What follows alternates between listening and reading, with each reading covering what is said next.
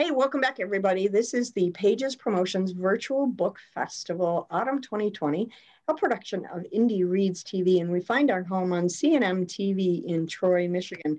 Today, we're going to be talking with Chavonne D. Stewart again. This is her second visit with us, and today's going to be an interactive conversation where we get to ask her questions about her books. Now that we've learned what she writes and we've had a little taste of it, now we get to talk with her one-on-one and pick her brain about how she writes and what she writes. So welcome, Chavonne. We're glad to have you back. Thank you for having me. Everybody turn on your microphones. This is just, I like to keep it nice and comfortable, like we're sitting around the festival table, just having a chat. So I'm going to start out with a question, and then if anyone else has questions, you just let me know, and we'll absolutely turn the mic over to you. So Chavonne, I'm curious. I know that you are a minister in your day job, and that you also have a bunch of other hats that you wear in addition to the author hat. Mm-hmm. So I'm curious about what your writing schedule looks like. What's a typical writing schedule day for you? Do you even have a writing schedule? Do you just fit it in whenever you can? How does that work for you? Right now, my writing schedule is dedicated to preparing to write for a dissertation. So I can't do any type of creativity. My brain is not even thinking creatively. I'm thinking about articles and books that I'm having to read to prepare for dissertation. But if I was not preparing for that, with me, it's more of if an idea comes to mind, I keep a journal or something next to me to always write down, whether it's a potential title idea or if it was a character that I was thinking about developing. I try to write it down. Because, if I don't write it, I'll probably forget it nowadays because I don't, my memory doesn't serve me as well as it used to. So I definitely try to, jot it down. And if I sit down and write, when I write my children's books, because a lot of it has been life experiences, I always have the adventure in mind. I just have to develop around my adventure to get her to that point of going on that adventure. So, sure. Yeah, that makes sense. Drawing from memory and then whatever notes you have around the house. Yes. Yeah. Where's the strangest, most bizarre place you found notes when you're cleaning the house? On the back of a bill. Once. And I've noticed a lot of times that it happens because you know how you have your favorite notepad, you're like, where's my pad? Where's my pad? And then I said, oh crap, let me just write it on the back of this bill. So then I'm holding on to all these envelopes until I get a chance to transcribe it over into my journal. So yes, a lot of my bills have had my notes and all over, not just in one, like I'm going down one way and then I'm going up the side the other way because I'm, just writing down as it's flowing, I'm writing. Well, I guess it's a good thing you don't do electronic bill pay then. No, it's a good thing. Who else has questions for Chavonne? Feel free to, go ahead, Luba. Curious what your dissertation is about, because unlike many of you, I didn't start my writing at a young age, and my first writing was really sort of academic and doing my master's thesis. So I'd like you to share what you're working on. Right now, it hasn't been approved, but I'm looking at women of color in leadership and the lack of diversity and inclusion when you're dealing with C-level positions. So your CEO, your board of directors, those positions. So hopefully they won't reject this idea. Another idea was kind of squashed, so I had to kind of revamp it. That sounds amazing. I hope they approve it. Thank you. Yeah, it sounds like a great project. Who else has questions? How do you manage your time? It sounds like you've got a lot of irons in the fire. So what would you recommend for people who have this creative thing that they're doing? Because I remember your children's books, that was, wonderful hearing you read from that. But then you also have almost the complete opposite side where you're writing a dissertation. How do you manage that technically from a time management point, but also kind of switching your brain over from children's book to dissertation? Well, when I started my PhD program, really all my creative writing had to come to a halt. It was no way to balance the creativity because so much was demanded from me. I've been writing papers now for almost 3 years. So I couldn't focus on that creative part of it. And I would never try to focus on it because I couldn't give it 100% of the time. So my time now has been just strictly, okay, what's required for me to get out of this PhD program? And then I'm excited about, once I'm finished, hopefully, I've been thinking about getting into creative writing classes and just joining up with a group of writers just to re-energize me and to, you know, help me to refocus to get back into the writing of my children's books. That's a great idea. I gained so much working with the writing groups that I work with. I can't recommend them enough. Okay. That's part of why I'm doing this, is so that we can connect more authors together. Anyone else have questions? Do you have a plan for your next children's book? I do. Before I started my PhD, I wanted to create a activity book for Amelia Rose. Oh, and cool. so for learning, because even though I'm a substitute teacher in the public school as well, I do value learning, and I see where there's a great need for especially reading, and kids still struggling in areas that I'm always surprised that they're still struggling in, like mathematics. So I wanted to make a fun activity book for learning for the kids. So it's just sitting down, and I've never done that before, but really sitting down and kind of deciding, okay, how do I want this activity book to look like? Yeah, That's a great idea. Yeah, absolutely. Absolutely. Deborah, you're a teacher too, right? No, not really. Really? Used to be?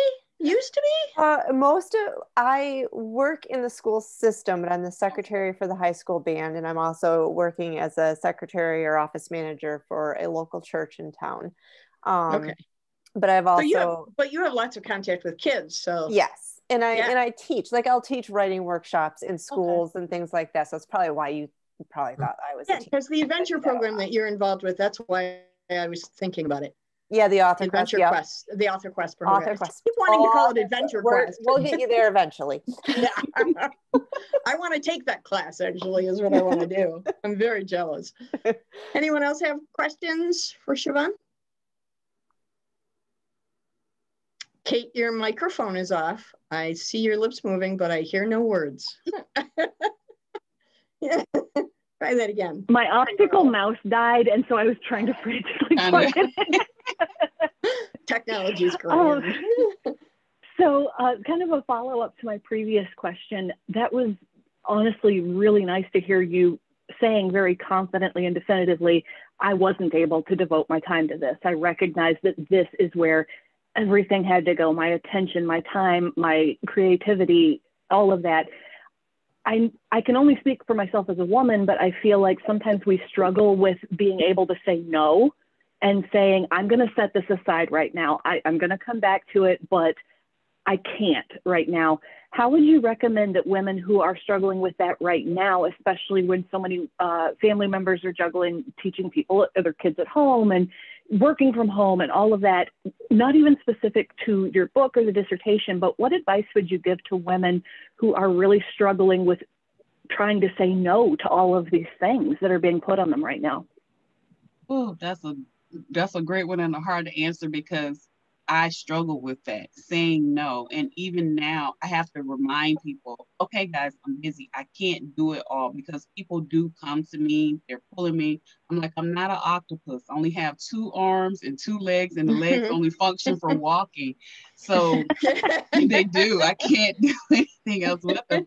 So for someone, and for me to say no, I'm always, in the beginning, I used to feel like, oh gosh, I said no. I would feel kind of bad because I knew I could do what they asked me. But in the end, I have to look at, if I tell you yes, how is that pulling me away from what I really need to be doing? And so that's where you have to ask yourself, if you say yes, are you still able to dedicate that time that you need to dedicate, whether you're, like you with me working on dissertation, or you could have changed jobs and you're in a new position and you're trying to learn a new position, but the outside factors are still coming in and asking you to pull and do because you're in activity.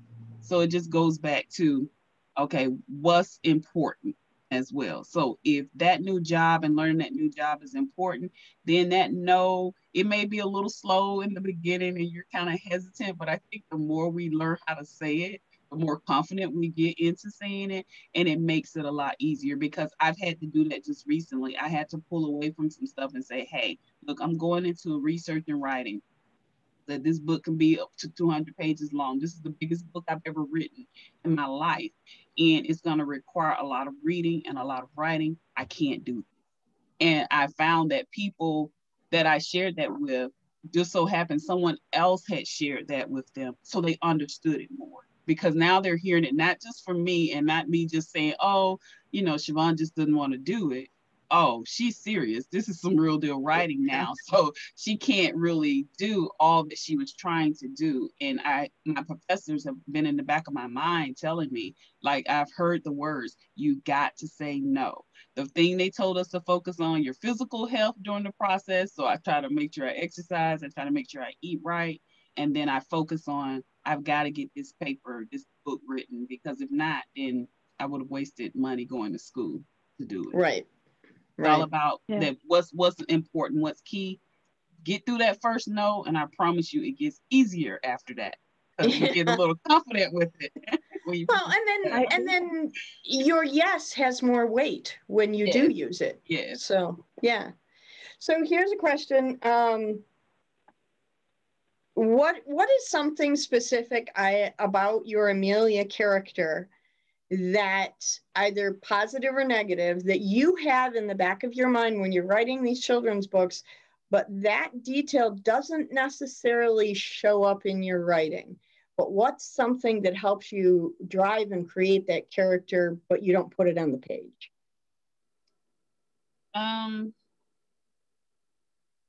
Probably that she's a compassionate little girl, even though you can tell she's a curious little girl. She's a go-getter. She's just going to do what she wants to do. She's not selfish. She's more of a compassionate little girl. So I hope that as my story time come back up, I can develop that area more, that we can show her care for her. Even when dealing with her grandparents, she cared for her grandparents. She loved her grandparents. You know, whatever she could do for her grandparents, you know, she would do it for her grandparents. So I hope in the next books that come, I can show that side of Amelia. That's great. Anyone else have questions for Chavonne? Now that you've mentioned it, what kind of topics are we looking forward to with Amelia and the books? One topic I'm considering is Amelia becoming a Girl Scout, but I'm trying to play with that because I don't know if we can use the Girl Scout term in her books. I was trying to create a little camp group that she could be a part of, that she goes out and this is the little group that she's going to be a part of. I thought about I've never done a career day as well. And, you know, I remember growing up, we had career day where the police officer would come, the firemen would come. So just helping promote kids to see these are options you have once you become an adult, but then just tell it from the experience of the kids. It's a great idea. Deborah. Actually, I had Googled you, and do you have another book out there too about affirmations? Yes, I do. Okay. Talk about that, Chavonne. Yeah. That book is called In Him, Affirmations, Who I Am in Christ. And it came from my own personal struggle with self-esteem. And a friend told me to start writing down who you are in Christ. And I said, when I started doing it, when I got around a lot of women, because I'm around guys, but women are different. And I noticed women, we struggle with those self-esteems. Like I didn't fit into the mold of what the world says, the skinny girl, the long hair, the straight hair, like I never fit in that mold. So helping girls see, hey, it's okay not to be in that mold, but this is who you are in Christ. You're fearfully and wonderfully made. You're royalty, you know, you're blessed. And so I felt like that was a great way to help myself heal, but then also be a blessing to other young women.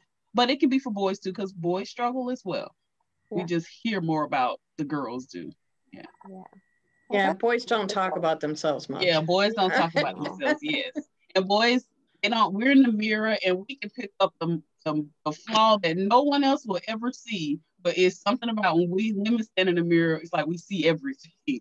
So it's just helping when you stand in that mirror, looking and really seeing yourself for who God really made you to be. That is wonderful. I love that. Did you write that before your Amelia? No, it came after Amelia. Okay. The 3 children's books came first, and then the Affirmations book. Okay. Awesome. That's spectacular. Anyone else have questions? No? Okay. Let me see on my list. What's your favorite location that you've written about, either for your ministry work or for your fiction work? What's a location, place, interior or exterior, that you've enjoyed writing about? Since it's pretty much Amelia is my only character, anything, I'm gonna always probably keep myself in the South. If I venture out, I'm going to the beach because those are my favorite areas. I'm a Southern girl by heart, so I always want any character I probably come up with will be Southern based, somewhere in Georgia area, because it's home, generational home. So I just always wanted to keep it there. And like I said, if I branch out, I'm headed to the beach to do some type of fun at the water. Awesome. Anyone else? No? Okay, let me go back to my list. Thinking of Amelia, and specifically the book that you read for us, the book that you read that chapter for us, The Big Lie, I think it was called, right? The Lie. So just think about that book in particular. If you were to have a celebrity narrate the audiobook, which celebrity would you choose? Ooh. I said Cicely Tyson. Nice choice. I think she would, yes, I think she would add some flair to that Amelia Rose voice.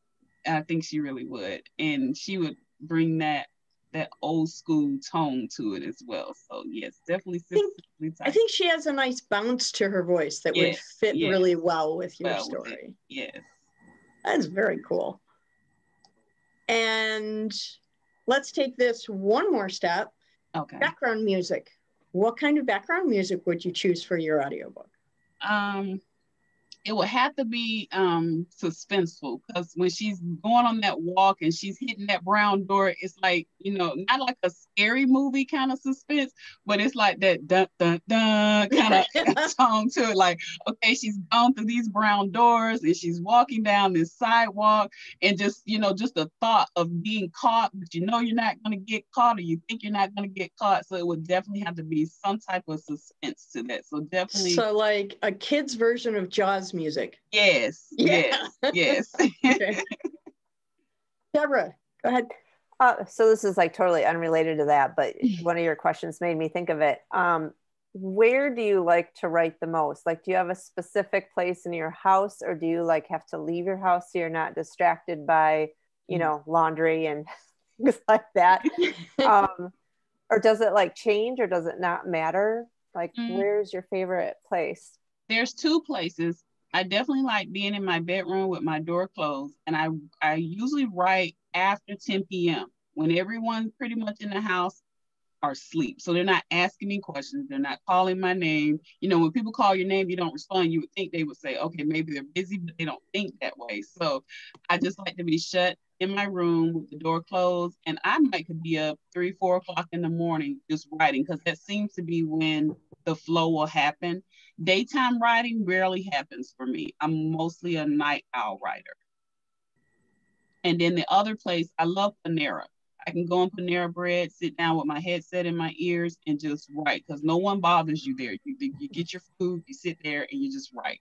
So those are the 2 places I would go and write. Anyone else have questions?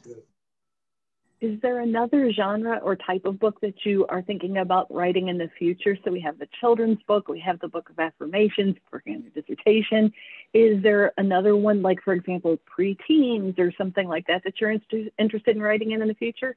Yes, I do. I have a title that I've thought about. I have it written down. It's just developing her character. Yes, I definitely have a preteen. I got to do some research to kind of understand like what age group I want to target, if I'm looking more 6th, 7th, 8th grade, or if I want to do more 5th, 6th grade. But definitely I do have somebody in, I have my character name in mind. Yes.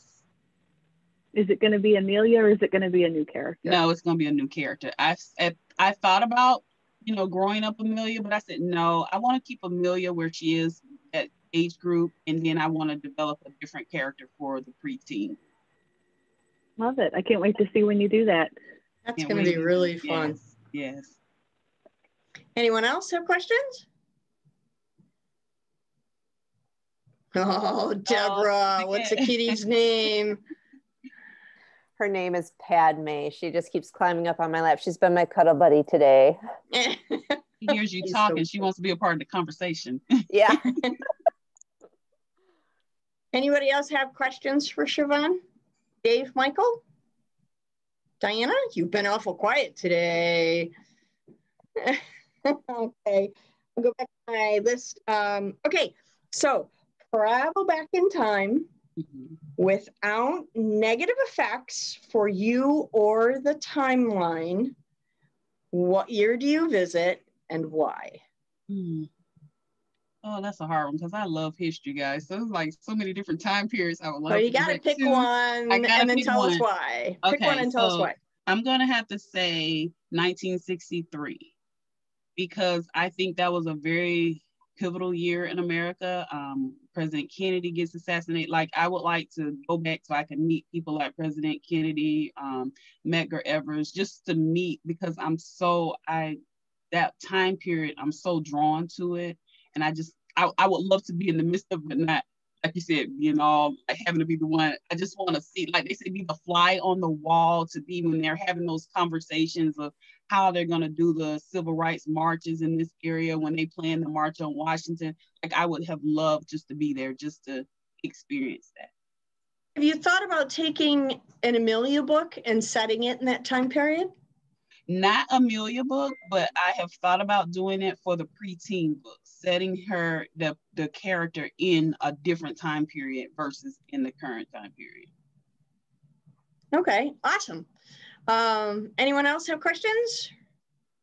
I just have a comment just based on what you just said. I think that would be absolutely amazing. And I have 9 nieces and nephews, and I would buy it because it's so, the thing that I keep telling people is, everything that's going on right now in terms of discussion of racism in America, it was not that long ago when there were still, colored only water fountains and that sort of thing. And I don't feel, although if anybody's aware of them, please let me know, of any books that can really speak to a younger audience and explain this is not something that happened in 2020. This is going back decades, centuries. And so if you do write something like that, I can't wait to see it. I think that would be very, very valuable right now for having those conversations with the children around us and making them understand this is a part of a greater history. So I look forward to that. I look forward to it too. Give me about 1.5 years because I got to get through. I got to get the dissertation done first. I'll wait for it. So does anyone else have any questions? Okay, I've got one more. Okay. We've been talking about your dissertation, your work-life balance, writing your children's books, escaping to the beach. So when you're in the middle of all of this, what's your go-to stress relief method? How is it that you're able to relieve stress and then recharge so you can wake up again tomorrow and continue working on your dissertation? Okay, I'm an old movie junkie. So I turn on my TV and I'm going to an old movie. It could be a cowboy picture. It could be an old Betty Davis. I don't care what it is. I watch them all. And I thank my mom for that because she's the old movie person. So it's a lot of the stuff I watch is because of her. I mean, you give me an old Thin Man with William Powell, I'm straight. It's like I'm in my element. So I'll tell people, I don't really watch anything current. I can't think of anything I watch in prime time. I'm just a rerun baby. I watch pretty much everything I watch is rerun. So that's my stress relief. TV is my outlet. I know some people say, oh, no, that's when I really calm down. I just turn on the TV, like I said, a good movie, and that's how I release the stress of life. I don't think about anything but what I'm watching. So Turner Movie Classics, that's kind of your thing? That's my friend. Yes, yes. Okay. Okay, one last shout out. Anybody have questions for Chavonne before we get ready to wrap up? So we're starting to run out of time. If you got a question, now is it. No? Okay, awesome. Thank you, Chavonne, for coming. I really appreciate it. I would love it, since I don't have the title, I would love it if you could go on to the Facebook page and share a link for your Affirmations book.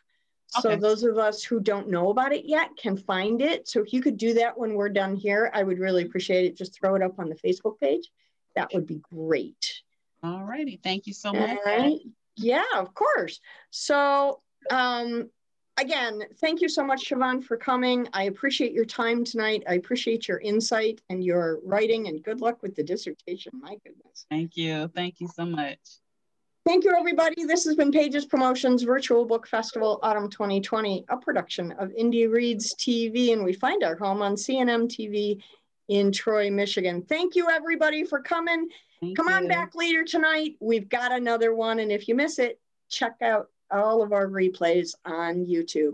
Have a nice night. All right, good night. Thank you. Bye-bye.